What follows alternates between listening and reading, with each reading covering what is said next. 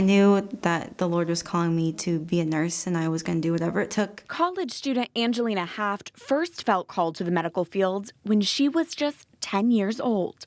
But last year, she had to change her plans. I was working on my nursing degree back in Texas, and I found out I was pregnant. She thought her dream of being a full-time student and becoming a nurse was no longer an option until she heard Monsignor James Shea, the president of the University of Mary in North Dakota, on the radio talking about a new program. It was definitely a light at the end of the tunnel for me. She applied for the program and soon headed to Bismarck, just 3 weeks after having her son Augustin.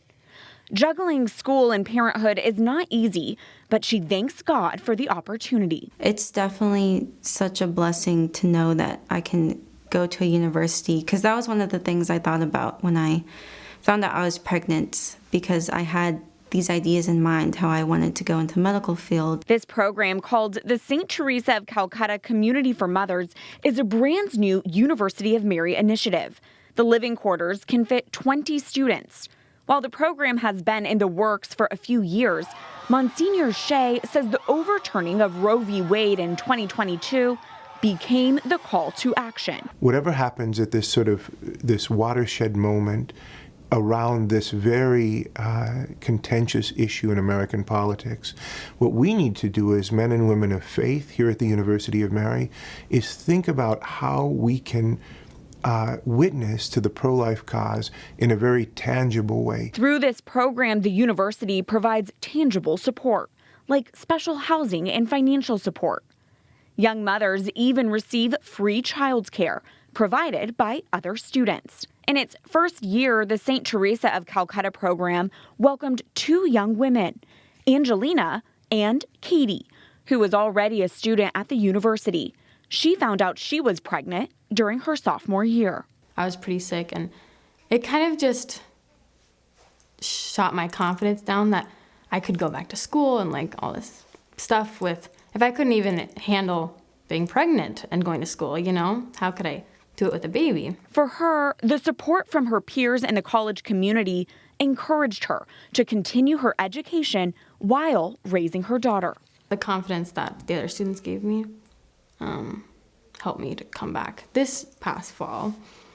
And I was so excited to start the program and just to be able to live on campus again and be a college student with, an extra person with me. According to a 2021 study from the Institute for Women's Policy Research, more than half of undergraduate student parents suspend their enrollment without returning to complete their program, compared to only a third of students without children. In light of the overturning of Roe and a re-examination of the level of support for pregnant women and families, EWTN News In Depth and our sister publications, Catholic News Agency and the National Catholic Register, polled 64 Catholic colleges around the United States. Many large and well-known, others small and regional. We asked what resources they provide for pregnant students, from housing and scholarships to on-campus child care. Following repeated requests to complete our survey, 17 Catholic universities out of 64 responded to our questions about how the universities handle support for pregnant students. Of those, a majority said they allow pregnant students to live in dormitories, and 7 have family housing for after the baby is born. A majority of these schools do not have on-campus child care. As we've already shown, the University of Mary in North Dakota serves as a role model for other Catholic campuses.